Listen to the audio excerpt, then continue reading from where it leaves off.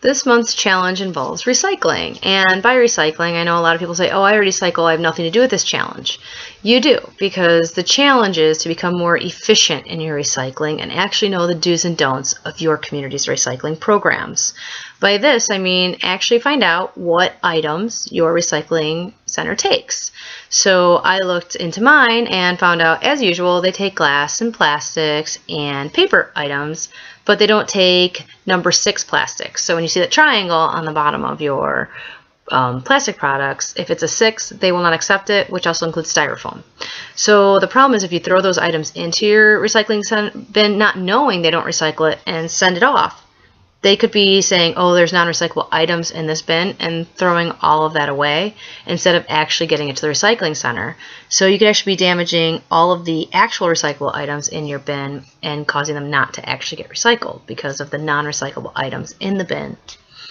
So it's very important to look into and see what you can recycle. Another big thing is paper, and everyone thinks paper is universal. It can always be recycled, and they throw everything of paper products into their recycling bin.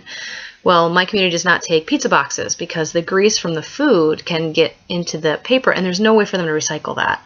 But if they see a pizza box, they don't know how much else in the recycling bin has been contaminated.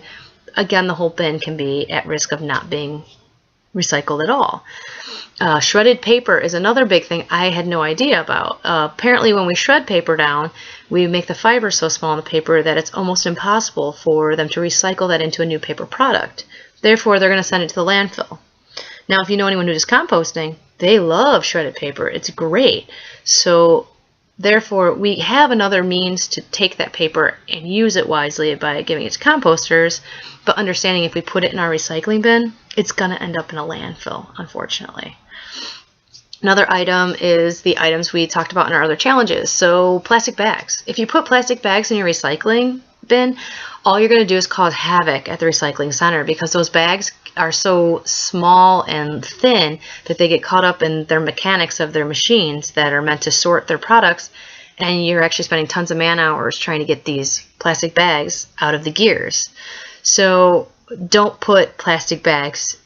Well, number one, don't take them from the store. But if you did take them from the store, don't put them in your recycling bin. You have to take them back to the store you got them from and recycle it through their program, which is still recycling. You just have to know where to do your recycling at. Another item is electronics. Electronics cannot go in your curbside bin. They're not going to accept them.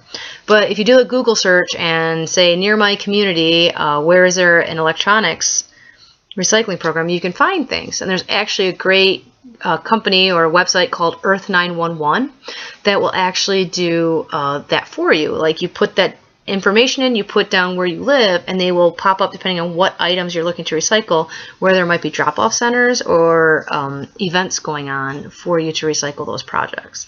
Because electronics have a lot of things in them that can leach into our water system if they're left in the ground to decay, and plus the plastics. I think they said over 90% of a computer can be recycled into another item. So it's very important to make sure that all of our electronics are getting recycled properly, since we like to change our phones, 2-3 times a year, so we can be up to date with the Joneses. Another thing to think about is your people not using reusable cups yet, and you're going to Starbucks and you're getting your paper cup and you throw that in the recycling bin. You're like, well, at least I recycled. But the problem is that wax liner in the bottom of your paper cup, to prevent it from leaking all over, also prevents it from being recyclable in many communities. I know that my curbside recycling will not take those cups. And so let's work this month on learning to be more efficient at recycling. I put new badges up that people can put on their pages, and I would love people, if you find any interesting articles on recycling, interesting things about different things that can be recycled, just add them to the page so everyone can see them, and let's see how much new information, how much smarter we can be with making sure everything we put in our bins is actually getting to the recycling center and getting made into a new product.